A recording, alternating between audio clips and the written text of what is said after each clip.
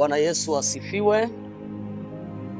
Tunamtukuza Mungu tena kwa uaminifu wake na neema yake. Imekuwa ni siku ya baraka tena katika kipindi chetu kutoka madhabahuni leo. Bwana Yesu asifiwe sana, watumishi wa Mungu. Hongereni kwa ajili ya nafasi hii ambayo Bwana amewapa tena kuweza kuwepo tena kwenye kipindi chetu kutoka madhabahuni leo. Haleluya. Basi kabla hatujaendelea, ningependa tumshukuru Mungu kwa ajili ya uaminifu wake, alafu tuweze kuendelea na kipindi chetu. Baba, katika jina la Yesu Kristo wa Nazareth aliye hai, na kutukuza, ninakushukuru Bwana kwa ajili ya uaminifu wako. Asante kwa ajili ya neema yako, asante kwa ajili ya mtazamaji wetu, asante kwa ajili ya mfuatiliaji wetu wa kipindi hiki Bwana kutoka madhabahuni leo. Baba, nakutukuza kwa sababu ya wakati mzuri ambao umeuachilia, wakati ambao Bwana neno lako linapoenda kumfikia mtazamaji na mfuatiliaji wa kipindi hiki kutoka madhabahuni leo. Hili neno likawe baraka, hili neno likageuze maisha yake, neno hili likamtoe kwenye aina fulani ya vifungo, likamtoe kwenye kila aina fulani ya utumwa wa dhambi na kumfanya awe mtu ambaye yuko huru katika jina la Yesu Kristo. Maana umesema katika neno lako, mtaifahamu kweli na hiyo kweli itawaweka huru. Ni jioni ya kuwekwa huru katika jina la Yesu Kristo. Baba, asante hata kwa ajili ya watumishi wako ambao Bwana umewapaka mafuta mabichi kwa ajili ya kazi yako, kwa ajili ya kusudi lako, katika jina la Yesu Kristo. Amen. Haleluya, haleluya. Kwa kweli tunamtukuza Mungu kwa ajili ya kibali chake, neema yake. Amekuwa mwaminifu. Bwana Yesu asifiwe sana. Tunamshukuru Mungu pia kwa ajili ya kutulinda, kutupigania. Tunaelekea mwishoni mwa mwaka huu 2025. Kwa kweli tumeiona neema ya Mungu na tumeona mkono wa Bwana. Bwana Yesu asifiwe sana. Haleluya. Kutoka madhabahuni leo tuna neno la baraka sana, na ujumbe wetu wa leo unasema wokovu uletao badiliko. Wokovu uletao badiliko. Kuna aina nyingi za wokovu, lakini wokovu unaozungumzia leo ni wokovu wa Yesu Kristo unaoweza kuleta badiliko kwa mtu. Bwana Yesu asifiwe sana. Sasa tukijiuliza kwa haraka haraka, nini maana ya kuokoka? Bwana Yesu asifiwe. Nini maana ya kuokoka? Kwa sababu ili mtu apate wokovu lazima awepo anayeokoa. Amen. Ili tunapozungumzia wokovu, maana yake yupo anayeokoa. Sasa nini maana ya kuokoka? Amen, amen, amen. Tukiangalia maandiko, kitabu cha Wakolosai sura ya kwanza ule mstari wa 13. Wakolosai sura ya kwanza mstari wa 13. Biblia inasema, naye alituokoa katika nguvu za giza, akatuhamisha na kutuingiza katika ufalme wa mwana wa pendo lake. Naye alituokoa katika nguvu za giza, akatuhamisha na kutuingiza katika ufalme wa mwana wa pendo lake. Naye alituokoa. Bwana Yesu asifiwe sana. Kumbe kuokoka ni kutolewa sehemu ya hatari na kupelekwa au kuhamishwa kwenda kwenye sehemu salama. Bwana Yesu asifiwe sana. Kwa haraka haraka, hii ndio tafsiri ya nini? Ya wokovu. Na tunaona hapa kwenye kitabu cha Wakolosai sura ya kwanza mstari wa 13, anasema naye alituokoa, baada ya kutuokoa akatuhamisha. Kumbe mtu akishaokolewa hapaswi kuendelea kubaki pale pale, lazima ahamishwe, apelekwe sehemu salama. Haleluya, haleluya, haleluya. Bwana Yesu asifiwe sana. Basi na kwa sababu ya muda wetu na dakika zetu sio nyingi sana, kwa maana hiyo, kama kuna mtumishi wa Mungu anaweza akaongelea kuhusiana na hiki kipengele cha kuokoka, nimkaribishe, alafu tuweze kuendelea na vipengele vinavyofuata, kwa sababu tuna vipengele fulani hapa muhimu sana ambavyo tunapaswa kuviachilia na mtazamaji wetu. Kuna namna Bwana anaenda kumgusa, kuna namna Mungu anaenda kugusa maisha yake, kuna namna Mungu anaweza kugeuza maisha yake. Karibu sana mtumishi wa Mungu Mchungaji Messi, karibu utuambie kama unaweza ukawa na mchango fulani kuhusu kuokoka au kuhusu wokovu. Karibu sana mtu wa Mungu. Kwa majina naitwa Pastor Messi Emmanuel. Ndio. Ningependa kuchangia hapa kwenye neno kuokoka. Amen. Neno kuokoka limeambatanishwa na neno okoa. Ndio. Maana yake hapa kwenye okoa linamhitaji mtu ambaye yupo kwenye hatari aweze kusogea mahali salama. Maana yake huyu mtu anahitaji msaada. Aseme naombeni mnisaidie, nahitaji msaada wa kuja mahali salama. Kwa mfano nitatolea mtu ambaye yuko ndani ya nyumba, labda hatari ya umeme imetokea ndani. Ndio. Watu hawawezi kujua mpaka utakapoita msaada ili uweze kusaidiwa. Na wokovu inabidi uhitaji wewe msaada wa kuokoka. Ni kweli Yesu amekuja ili apate kutuokoa. Ni kweli anatuita, anasema njooni kwangu. Anasema mimi nilikuja kuokoa kile kilichopotea. Lakini lazima wewe uhitaji msaada kwamba Bwana niko tayari. Tukiangalia mfano wa huyu mtu mfupi ambaye anaitwa Zakayo. Zakayo alisema mimi leo nataka nipande juu ya mti ili Yesu apate kuingia nyumbani mwangu nipate kuokoka. Unaona? Ni yeye alitaka. Unaona? Mpaka akasema lazima nisimame mahali ambapo Yesu anapitaga. Manake alihitaji msaada. Nilitaka kukazia hapa kwenye neno mtu ambaye anahitaji kuokoka, manake anahitaji msaada. Manake anahitaji kunyosha mikono kwamba mimi ninahitaji msaada. Nilipofika nahitaji msaada wa Mungu. Haleluya. Bwana Yesu asifiwe sana. Amina. Asante sana Pastor Messi kwa ajili ya kujazia hapo kuhusiana na nini maana ya kuokoka. Amesema kwamba lazima awepo mtu anayeokoa na anayeokolewa. Bwana Yesu asifiwe sana. Na huyu anayeokolewa lazima awe anahitaji nini? Msaada. Haleluya. Bwana Yesu asifiwe sana. Okay. Tukitembea kidogo au tuende kipengele fulani cha muhimu sana hapa. Kumbe lazima litokee badiliko kwenye wokovu. Linapaswa kutokea badiliko kwenye nini? Kwenye wokovu. Bwana Yesu asifiwe sana. Haiwezekani mtu akaokolewa akabaki pale pale kwenye uharibifu. Haiwezekani mtu akaokolewa akabaki kwenye hali ile ile. Lazima patokee badiliko. Na tunapozungumzia badiliko sasa la wokovu wa Yesu Kristo, ni badiliko linaloanzia rohoni. Amen. Ni badiliko linaloanzia wapi? Rohoni. Bwana Yesu asifiwe sana. Ni badiliko linaloanzia rohoni. Tukisoma tu haraka haraka kwenye kitabu cha Yohana sura ya 3, Yohana sura ya 3 mstari wa 5 mpaka wa 6, tutaona hapa maandiko yanazungumza kitu kizuri sana. Yohana sura ya 3 mstari wa 5 mpaka wa 6 anasema hivi. Yohana sura ya 3 mstari wa 5 mpaka wa 6 anasema Yesu akajibu, amini amini nakwambia, mtu asipozaliwa kwa maji na kwa Roho hawezi kuingia ufalme wa Mungu. Mstari wa 6, kilichozaliwa kwa mwili ni mwili na kilichozaliwa kwa Roho ni roho. Haleluya. Kumbe badiliko la wokovu huu linaanzia rohoni. Kwa maana hiyo mtu anazaliwa rohoni kwanza, anafanyika kiumbe kipya kwanza ndani. Haleluya. Haleluya. Tukiambatanisha na Ezekiel 36 mstari wa 26 mpaka 27 ili tupate maana zaidi. Ezekiel 36 mstari wa 26 mpaka 27. Tuone hapo kuna kitu anazungumzia kipo vizuri sana. Haleluya. Ngoja nitasoma. Anasema hivi, nami nitawapa ninyi moyo mpya, nami nitawapa ninyi moyo mpya, nami nitatia roho mpya ndani yenu, nami nitatoa moyo wa jiwe uliomo ndani ya mwili wenu, nami nitawapa moyo wa nyama. 27 anasema, nami nitatia roho yangu ndani yenu na kuwaendesha katika sheria zangu, nanyi mtazishika hukumu zangu na kuzitenda. Kuna kitu hapo tunajifunza kitu. Kumbe Mungu au Yesu Kristo anapomwokoa mtu, ule wokovu unaanzia rohoni. Kuna badiliko linaanzia rohoni. Bwana Yesu asifiwe sana. Kuna mambo mawili hapa ameyazungumzia. Amezungumzia kwa habari ya roho alafu na moyo. Bwana Yesu asifiwe sana. Kwa nini roho?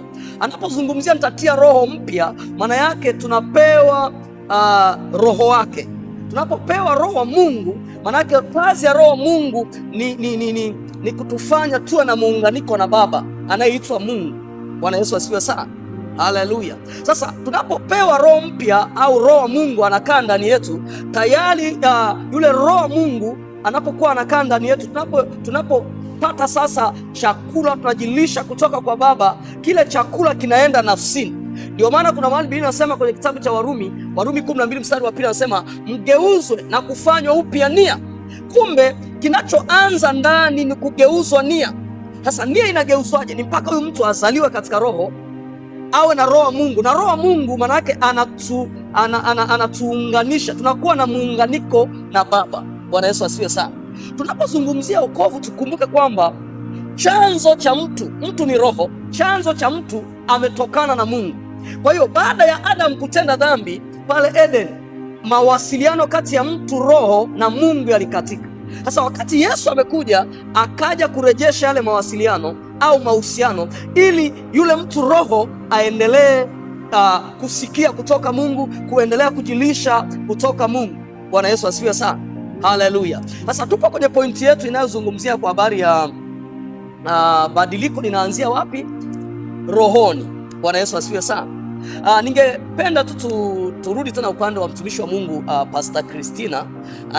Naamini analo neno kwa habari ya badiliko linaloanzia ndani kuja nje. Karibu sana Pastor Christina kwa ajili ya kuzungumza na mtazamaji wetu na mtu anayetufuatilia namna ambavyo mtu anageuzwa, ule wokovu unavyoweza kumbadilisha kuanzia ndani. Karibu sana mtumishi wa Mungu. Amen. Bwana Yesu asifiwe sana. Amen. Unaweza ongeza sauti kabisa. Bwana Yesu asifiwe sana. Amen. Amen. Nashukuru sana Baba kwa nafasi hii. Kama Baba alivyonitambulisha, ninaitwa Pastor Christina. Amen. Tunaposema kwamba badiliko la mtu linaanzia rohoni, tunaona kwamba mtu ni roho kwanza. Ndio. Sasa kama mtu ni roho kwanza, manake ni lazima aanzie kubadilishwa mtu wa ndani ambaye ni roho. Mtu wa nje anabebwa na mtu wa ndani. Manake kama huyu mtu wa ndani hajabadilika, hata huyu mtu wa nje atakuwa vile vile. Bwana Yesu asifiwe sana. Amen. Tunaenda kwa mtu mmoja Paulo. Huyu Paulo ambaye kabla hajakutana na Yesu ni mtu ambaye alikuwa anaua watumishi wa Mungu. Lakini baada ya kukutana na Yesu, kwa sababu aligeuzwa ndani, ndipo sasa tukaanza kumuona Paulo ambaye anahubiri nje. Bwana Yesu asifiwe sana. Kwa sababu yule mtu wa ndani ndiye ambaye tayari alikuwa shabadilika. Tunaona kwenye huu mstari wa Yohana sura ya 3 mstari wa 5, anasema Yesu akajibu, amini nakuambia, mtu asipozaliwa kwa roho hawezi kuona ufalme wa Mungu. Ndio. Roho ya mtu isipookolewa, huyu mtu hawezi kuingia kwenye ufalme wa Mungu, kwa sababu haingii mwili. Ndio maana huwa katika mtu anapokufa tunasema mtu ametengana mwili na roho. Manake huu mwili umerudi mavumbini, lakini roho inarudi kule ambako ilitoka, na roho ndio atakayesimama hukumuni. Anasema baada ya kufa ni hukumu, ila sasa je, umesimama katika nafasi ipi? Bwana Yesu asifiwe sana. Ndio maana tunazungumzia kwamba badiliko la mtu linaanzia mtu wa ndani, mtu roho. Amen. Haleluya. Amen. Amen. Haleluya. Tumemsikia mtumishi wa Mungu ameongezea hapo kwenye jambo la mtu kuzaliwa mara ya pili na lile badiliko kuanzia wapi? Ndani. Ningeomba tusome maandiko kwenye kitabu cha Mathayo 15 mstari wa 18 mpaka wa 19. Kuna kitu hapo Biblia inazungumza kipo powerful sana. Mathayo 15 mstari wa 19 wa 18 mpaka wa 19. Biblia inasema hivi: bali vitokavyo kinywani vyatoka moyoni, navyo ndivyo vimtiavyo mtu unajisi. Mstari wa 19, kwa maana moyoni hutoka mawazo mabaya, uuaji, uzinzi, uasherati, wivi, ushuhuda wa uongo na matukano. Kuna kitu hapa najifunza kwenye eneo la kubadilika kutokea ndani. Kumbe dhambi haiui nje kwanza. Uovu hauui nje kwenye mwili. Uovu uko moyoni. Kwa hiyo tunajifunza hapa kwamba wokovu huu unaanza kushughulika na mtu wa ndani, kushughulika na nia. Haleluya. Kumbe kama wokovu huu ukiponya ndani na nje, huyu mtu anapona. Kwa mfano, kama mtu alikuwa ni mwasherati, alikuwa ni mlevi, alikuwa ni mtu ambaye ni mtukanaji, likifanyika badiliko kule ndani, kama anavyosema kwenye Ezekiel, anasema nitakupa moyo mpya na nitatia roho yangu ndani yenu. Maana yake tunaona kwamba roho wa Mungu ni roho wa matendo mema. Roho wa Mungu ni asili ya Mungu, yani ni Mungu mwenyewe. Bwana Yesu asifiwe sana. Kumbe kinachofanyika pale anaposema nitatia roho mpya na kuwapa moyo mpya, maana yake ni mgeuko wa ndani. Sasa kuna mtu anaweza akawa anasema, mbona mimi nimeokoka muda mrefu bado naendelea na dhambi, bado naendelea. Mwana wa Mungu, okovu wa Yesu Kristo sio wa kawaida. Lazima uweze kuachilia badiliko ndani yako. Haleluya. Na hata majira tunapozungumza na wewe, kuna nguvu fulani ndani yako ya kiungu ambayo inaenda kugeuza namna ya muono wako, inaenda kugeuza namna ya mtu wako wa ndani. Na kila nguvu ya mkini ambayo ilikuwa imekushikilia ya dhambi kwa muda mrefu, kwa sababu unasikia hili neno, kuna hiyo nguvu ya dhambi inaenda kufa. Hiyo nguvu ya dhambi itakuachilia. Bwana Yesu asifiwe sana. Haleluya. Tukisoma tena kitabu cha Warumi 12 mstari wa pili, ingawa nilisha tamka hapo, lakini naomba tusome tu kwa uhakika zaidi. Warumi 12 mstari wa pili anasema wala msifuatishe namna ya dunia hii, bali mgeuzwe kwa kufanywa upya nia zenu, mpate kujua hakika mapenzi ya Mungu yaliyo mema, ya kumpendeza na ukamilifu. Kumbe nia ni kitu ambacho kipo nafsini mwa mtu. Nia isipobadilishwa, kwa sababu nia ndio inayotenda dhambi. Nia inaweza ikawa na mawazo mabaya kule ndani ya moyo. Unajua, anaposema moyoni mwa mtu ndiko kunakotoka mawazo mabaya, maana yake ni kwenye nia. Mungu atusaidie sana. Unaweza ukawa umezaliwa kwenye familia, ukakutana na familia ambayo yamkini malezi fulani hayakuwa mazuri, ukaangukia na wewe kwenye namna fulani ya uovu, matendo mabaya. Lakini unapoendelea kusikiliza hili neno, kuna namna neno la Mungu likipenya ndani yako linaenda kugeuza ile asili ya shetani, asili ya dhambi, na kuachilia asili ya Mungu ambayo ni utakatifu. Bwana Yesu asifiwe sana. Haleluya. Haleluya, haleluya. Basi kwa sababu ya dakika zetu zinakimbia kweli kweli, na tunatamani hiki kipindi kiweze kumfikia mfuatiliaji wetu na mtazamaji wetu, ningependa tu niweze kurudisha kipaza sauti kwa watumishi wa Mungu mahali hapa. Mkono wangu wa kushoto tunaye Pastor Rosemary na pia tunaye Pastor Jennifer. Naamini leo wamesheheni kweli kweli kuweza kuzungumza na mtazamaji wetu na mfuatiliaji wetu, na ninaamini atapokea kitu cha baraka leo katika jina la Yesu Kristo. Basi mtumishi wa Mungu, ningetamani tuanzie hapo kwenye hicho kitabu cha Warumi 12 mstari wa pili. Unaweza ukasemeaje hapo anasema kwamba msifuatishe namna ya nini? Ya dunia hii, bali mfanyeje? Mgeuzwe nia. Nikukaribishe tu uanzie hapo katika hizo dakika zako ambazo unazo. Uanzie hapo, alafu tutakuja kuendelea na pointi zingine ambazo tumebakiwa nazo mbele yetu. Karibu sana mtumishi wa Mungu. Amina baba. Kama baba alivyonitambulisha, ndio naitwa Pastor Rosemary. Amen, amen. Nikizungumzia Warumi 12 mstari wa pili, ndio ni kwanza nitolee kwanza mfano. Kwanza mimi ninavyoonekana hivi, sikuwa hivi. Ndio. Mimi nimezaliwa kwenye familia ambako kulikuwa kuna matukano, ambako kulikuwa kuna uzinzi wa kila namna, ambako kulikuwa kuna vitu ambavyo yani vilikuwa kwenye upande wa shetani. Mimi sikuwa hivi kabisa. Yani ni namna ile ambavyo nilikubali kukaa, nikabadilishwa nia. Ndio. Na kama baba alivyosema kwamba mtu usipobadilishwa nia, yaani nia ni kitu cha muhimu sana. Amen. Nia ni kitu cha muhimu sana. Amen. Kwa hiyo nia ikishabadilishwa na mtu ndivyo anavyobadilika. Kwa hiyo tufanye nia ni kama line ya simu. Yes. Mtu alikuwa ameweka kampuni fulani, ndio anaichomoa ile line, anaweka line nyingine. Kweli kabisa. Haleluya. Kwa hiyo neno la Mungu linapoingia ndani ya mtu linashughulika na ile mifumo ya zamani, matendo uovu ule ambao ulikuwepo ndani ya mtu. Kwa hiyo neno la Mungu linapoingia na roho ya Mungu akikaa pale, tayari zile roho za uovu zinachomoka, yule mtu anapewa asili ya Mungu. Amen. Na kwa sababu mtu tayari amepokea asili ya Mungu, anaanza kuishi kadiri ya mapenzi ya Mungu. Amen. Bwana Yesu asifiwe sana.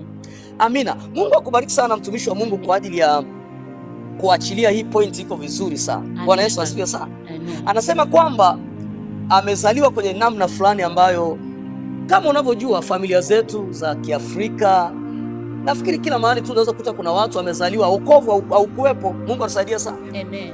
Lakini vile sasa naona unakuwa umelishwa mifumo fulani na unafikiri ndio maisha, na unaanza kuishi hivyo hivyo. Kama ni kutukana unatukana, kama ni zinaa inaendelea hivyo.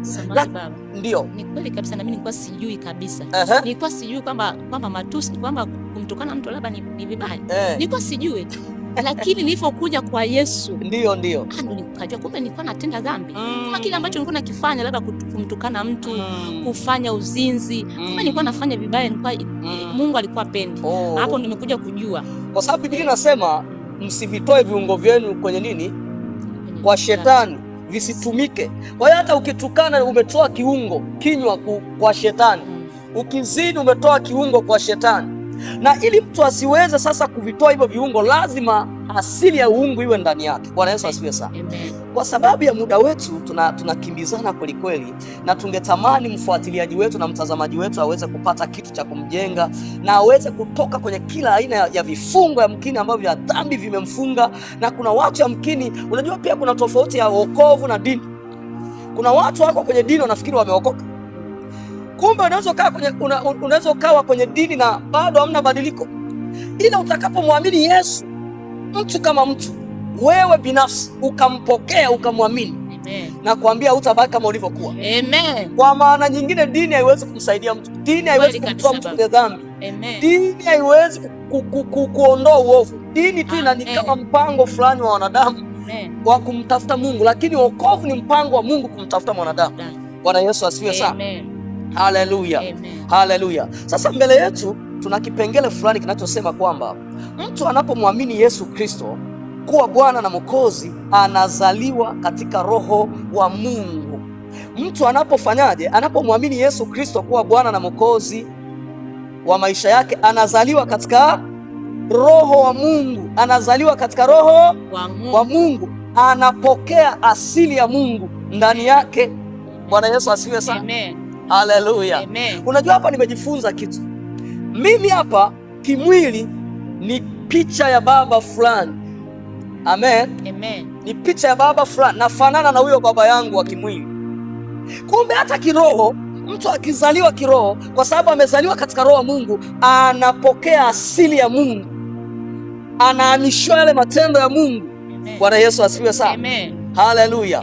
Okay. Kwa sababu tunakimbizana na muda wetu na tunatamani message iweze kumfikia mtu, ujumbe huu uweze kugeuza maisha ya mtu. Ningetamani mtumishi wa Mungu Pastor Jennifer, tuanzie hapo kwamba pointi yetu inasema mtu anapomwamini Yesu Kristo kuwa Bwana na Mwokozi, anazaliwa katika roho wa Mungu, anapokea asili ya Mungu. Hivi inawezekana kweli kwamba nimezaliwa katika roho wa Mungu alafu nipokea asili ya Mungu? Kwa sababu kuna watu wanasema duniani hamna mtakatifu, duniani watu hawezi kuokoka. Hebu unaweza ukatuambiaje hapo, mtumishi wa Mungu? Karibu sana. Amen baba, nashukuru kwa kipindi hichi. Kama baba alivyonitambulisha kwa majina, ninaitwa Pastor Jennifer. Amen. Mtu kubadilishiwa asili ya kwao au asili ya mwanzo katika roho, hiyo ni kitu ipo kabisa, kwa sababu kinachofanyika hapa ndio hata ukirudi kwa mzazi wa kawaida, kitu kinachosoma ili ujulikane ni mtoto wa fulani ni ile DNA. Vinasaba. Yes. Wow. Kwa vile vinasaba vinakubadilisha wewe kuwa mwana wa Mungu. Ndio. Baada ya kumpokea Yesu Kristo. Kumbuka ya kwamba mara ya kwanza ulikuwa katika ile damu. Kimwili ni kawaida kabisa, unaona tuko nao na nini na nini, lakini katika roho, wokovu huu tunaousemea ni katika roho. Kwa unabadilishwa. Ndio. Unafanana sasa, hata ukoo unahama. Unakuwa ukoo wa Yesu Kristo, na ile damu inayoanza kukutetea sasa ni damu ya Yesu Kristo baada ya kumpokea. Kwa yule ambaye anasema ya kwamba haiwezekani kuokoka tukiwa duniani, mara haiwezekani utakatifu tukiwa duniani, baba yetu asili yake ni mtakatifu. Baba yetu asili yake anatenda mema. Kwa anaposema ninyi ndinyi miungu ya wana aliye juu, kama sisi ni watoto hivi, ngoja niulize swali. Kwa mtazamaji wangu, ndio hivi unaweza ukambadilisha simba kuwa chui? Hapana, haiwezekani. Ndivyo tulivyo hata sisi. Bado hatujadhihirika, lakini wengine wanavyosema bado hatujadhihirika, lakini sisi tumedhihirishwa kwamba ni wana wa Mungu. Anasema bali wote waliompokea aliwapa uwezo. Amen. Uwezo wa kufanana, ndio maana tunafanana na yeye. Haleluya. Amen. Okay, umeongea kitu kizuri sana. Tukisoma maandiko kwenye kitabu cha Waefeso sura ya 2 mstari wa 10, kuna kitu hapa anazungumza kina nguvu mno. Waefeso sura ya 2 mstari wa 10. Waefeso sura ya 2 mstari wa 10. Huyu ni mtume Paulo anazungumzia hiki kitu. Anasema maana tu kazi yake tuliumbwa katika Kristo Yesu. Tuliumbwa katika Kristo Yesu. Tuliumbwa katika Kristo Yesu. Kumbe hata mtu anapookoka anaumbwa ndani ya nani? Ya Kristo Yesu. Nini maana ya kuumbwa? Yaani anakuwa ndani ya, ameumbwa ndani ya Kristo Yesu. Tumeumbwa ndani ya Kristo Yesu. Anasema maana tu kazi yake tuliumbwa katika Kristo Yesu tutende matendo mema ambayo tokea awali Mungu aliyatengeneza ili tuenende nayo. Kumbe matendo mema ni Mungu ndio anayeyatengeneza. Kumbe sasa mtu anapomwamini Yesu Kristo tayari, kwa sababu amejiingiza ndani ya Yesu, asema mimi ndimi njia, mtu haji kwa Baba isipokuwa kwa mimi. Kumbe mtu anapoingia ndani ya Kristo tayari anaumbiwa yale matendo ambayo tangia awali Mungu aliyaumba ili tupate kuyaishi. Amen. Sasa na kuunga mkono hapo kwamba inawezekana mtu kuishi maisha matakatifu duniani kabisa. Haleluya. Amen. Kuna mahali sikumbuki ni wapi kwenye Zaburi anasema anapendezwa na watakatifu walioko wapi? Duniani. Haleluya. Kumbe utakatifu mtu ajifanyi, ila kwa sababu amekuwa ndani ya Kristo automatically ule utakatifu unaumbika. Haleluya. Amen. Kama nilivyosema mwanzo kwamba unajua Roho Mungu anapoingia ndani ya mtu ni sawa na line ya simu imewekwa pale. Kadiri hiyo line ya simu ilivyo, kampuni hiyo ndivyo inavyosoma. Amen. Haleluya. Amen. Bwana Yesu asifiwe sana. Amen. Haleluya. Basi kwa sababu tumebakiwa na dakika chache, tuweze kusonga kidogo mbele. Tuna pointi yetu leo inasema hivi: kumbe mtu akiokoka anapaswa kutarajia badiliko la kiroho na kimwili. Kumbe mtu akiokoka anapaswa kutarajia badiliko la kiroho na kimwili. Maana yangu nini au maana yake nini? Ulikuwa mtenda dhambi, ulikuwa mlevi, ulikuwa labda msagaji, ulikuwa labda ni shoga. Unapompokea Yesu Kristo kuwa Bwana na Mwokozi wa maisha yako, ile roho iliyokuwa inakutumikisha ya uovu, ya uharibifu, kwa sababu Roho Mungu ameingia ndani yako, inachomoka ile roho ya uovu na anakaa Roho Mungu.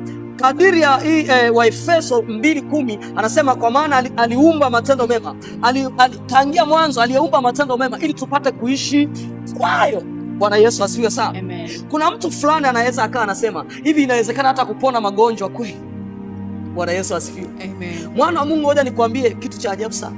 Moja ya uponyaji unaodumu ni uponyaji unaoambatana na wokovu. Sio uponyaji wa maombezi tu. Amen. Unaweza ukaombewa kama hujaokoka, huo uponyaji hautadumu. Ni sawa na mtu aliyekupa panado. Lakini mtu anapookoka, kwa sababu tayari Yesu anakaa ndani yake, sasa sio tu ile kwamba anakuambukiza tu chuchu ule uponyaji, alafu baada hapo kwa sababu wewe haujamwamini Yesu hautakaa. Ila mtu anapompokea Yesu, anapomwamini Yesu yeye mwenyewe, tayari Yesu anakaa ndani yake. Anasema kwenye kitabu cha Yohana 15 ile mstari wa 5. Ngoja tusome hapo tuone. Kuna kitu hapo anaongelea kipo vizuri sana. Yohana 15 mstari wa 5. Yohana 15 mstari wa 5. Yohana 15 mstari wa 5. Yohana 15 mstari wa 5. Yohana 15 mstari wa 5 anasema kitu kizuri sana hapo. Anasema hivi: mimi ni mzabibu, ninyi ni matawi. Akae ndani yangu nami ndani yake, huyo huzaa sana. Maana pasipo mimi ninyi hamwezi kufanya neno lolote. Haleluya. Kumbe namna mtu akiokoka, kuokoka kuna faida kubwa. Haleluya. Amen. Kumbe ukiokoka, hata kama kabla ya kuokoka ulikuwa na magonjwa ya kurithi, magonjwa ya mafuatilizi, baada ya wokovu kwa sababu tayari Yesu anakaa ndani yako, Roho Mungu anakaa ndani yako. Unashangaa zile roho za uharibifu zinatoweka. Amen. Zile roho za giza zinatoweka. Amen. Nguvu za giza zinakuachia. Amen. Bwana Yesu asifiwe sana. Amen. Haleluya. Anasema kwenye kitabu cha Isaya 53 kuanzia mstari wa 4, anasema kwa kupigwa kwake alichukua udhaifu wetu, alichukua fadhaa zetu, alichukua magonjwa yetu. Kwa kupigwa kwake sisi tumepona. Amen. Haleluya. Tumepona nini? Tumepona magonjwa. Haleluya, haleluya. Bwana Yesu asifiwe sana. Amen. Ukisoma, tumalizie tuna andiko la Yohana sura ya kwanza mstari wa 4 mpaka wa 5. Kuna kitu hapa anasema kizuri sana. Haleluya. Haleluya. Oh my Lord, my Lord. Nasikia nguvu za Mungu. Naona uwepo wa Mungu mahali hapa katika jina la Yesu. Yohana sura ya kwanza mstari wa 4 mpaka wa 5. Anasema hivi, ndani yake ndimo ulimokuwa uzima, nao ule uzima ulikuwa nuru ya watu. Mstari wa 5, nayo nuru yang'aa gizani, wala giza halikuiweza. Kumbe mtu anapookoka tayari nuru inahamia ndani yake. Amen. Uzima unakaa ndani yake. Amen. Bwana Yesu asifiwe sana. Amen. Ni heri ndugu yangu jioni ya leo ungempa Yesu maisha yako. Amen. Ungempa Yesu maisha yako, ungemwamini Yesu. Usiishie tu kuombewa, usiishie tu kama nataka tu mniombee, simtaki Yesu. Bado utakuja fanya jambo la jumla wewe, bado utakuja ujapata matibabu ya jumla. Haleluya. Ni heri wewe mwenyewe ukiamua, ukimaanisha, ukampa Yesu maisha yako, kutaanzia badiliko rohoni. Utashangaa ile kiu ya dhambi imekata, utaona ile kiu ya uovu imekata, kwa sababu anasema kwenye Tito 2:11 anasema ile neema iokoayo wanadamu wote imefunuliwa, na hiyo neema yatufundisha kukataa ubaya. Bwana Yesu asifiwe sana. Haleluya. Basi karibu sana. Dakika moja. Karibu sana. Ni kama vile Roho Mtakatifu ananikumbusha kitu. Wow. Hapo ulipotoka kuongelea, mimi tu labda nimwambie mtazamaji, kila kitu ni kanuni. Kila kitu ni kanuni. Tukisoma kwenye kitabu cha Zaburi 103 mstari ule wa 3 mpaka wa 4, kitu cha kwanza kinachoanza, anakusamee maovu yako yote. Anakusamee maovu. Hiyo ndo tiba ya kwanza ambayo si kuombewa. Baada ya msamaha anasema anakuponya magonjwa yako yote. Baada ya hapo ya magonjwa, kuna mtu tayari alishazikwa kiroho. Anasema anaukomboa uhai wako na kaburi. Unaona hizo kanuni tatu. Kwa mtu anayehitaji maombezi ni kama anapewa panado, ule ugonjwa unatulia. Lakini kanuni ipo kwenye Zaburi 103 mstari wa 3 na wa 4. Unasamehewa, baada ya toba unaponywa. Ni tendo la saa hiyo. Yaani ukishasamehewa ni tendo la rohoni, si ndio? Mwilini matokeo yanayokuja, magonjwa yanakoma. Haleluya. Baada ya hapo unatangaziwa kutolewa kwenye vifungo vya kila namna. Hiyo ni kanuni. Haleluya. Nashukuru Baba. Bwana Yesu asifiwe sana. Asante sana Pastor Jennifer kwa ajili ya kujaza kitu hapo. Bwana Yesu asifiwe sana. Kumbe baada ya msamaha Mungu anakuja kukaa ndani ya mtu. Anasema kwenye kitabu cha Wakorintho wa kwanza sura ya 3 mstari wa 16, anasema hamjui ya kuwa nini ni hekalu la Mungu na Roho wa Mungu anakaa ndani yenu. Kumbe sio tu kuja kukuponya aondoke, kukusamea tu aondoke, anakaa. Bwana Yesu asifiwe sana. Basi tunapoelekea mwishoni, kuna mtu yamkini mahali fulani anatufuatilia majira haya, na hili neno la Bwana lilipokujia, unashuhudiwa kabisa maisha yako ni maisha ambayo hauna ushirika na Mungu, na ungependa jioni ya leo, ungetamani kutengeneza ushirika wako na Mungu jioni ya leo. Ninaamini kabisa msamaha uko juu yako, rehema za Mungu ziko juu yako. Bwana Yesu asifiwe sana. Kama alivyosema mtumishi wa Mungu kwamba akusamee maovu yako yote, akusamee maovu. Haijalishi ni dhambi gani umefanya, haijalishi ni uovu gani umefanya, ziko rehema jioni ya leo. Haleluya. Basi kama uko tayari kumwamini Yesu Kristo, uko tayari kumpokea Yesu, nifuatishe tu maneno haya. Bwana Yesu, ninakuja mbele zako, mimi ni mwenye dhambi, nisamee dhambi zangu zote. Nimekukubali leo uwe Bwana na Mwokozi wa maisha yangu. Futa jina langu katika kitabu cha hukumu, andika jina langu katika kitabu cha uzima wa milele. Kuanzia leo, Bwana Yesu, yatawale maisha yangu. Kuanzia leo, mimi ni wako. Namkataa shetani na kazi zake zote. Namkataa shetani na utumishi wake wote wa dhambi aliyokuwa akinitumikisha. Kuanzia leo, Bwana, badiliko lako liwe ndani yangu. Neema yako iwe ndani yangu, ibadilishaye watu, kuwatoa katika kila aina ya dhambi, kwenye kila aina ya uovu, na kuwafanya waanze kuishi katika matendo mema, katika jina la Yesu Kristo. Ikiwa kulikuwa kuna magonjwa yote ambayo yamekaa yanakutesa, kwa sababu umempa Yesu maisha yako, huo ugonjwa umeanza kutoweka. Kuna badiliko linatokea ndani yako. Kuna badiliko la kiungu kuanzia sasa. Kuna badiliko la kiungu katika jina la Yesu Kristo. Hayo magonjwa ya kurithi, kila nira, kila nguvu ya giza imetoweka katika jina la Yesu Kristo. Ninatamka ufungulivu kwa mamlaka ya jina la Yesu Kristo. Ninatamka badiliko ndani yako katika jina la Yesu Kristo, na neema ya Mungu ikawe juu yako katika jina la Yesu Kristo wa Nazareti aliye hai. Amen. Haleluya, haleluya.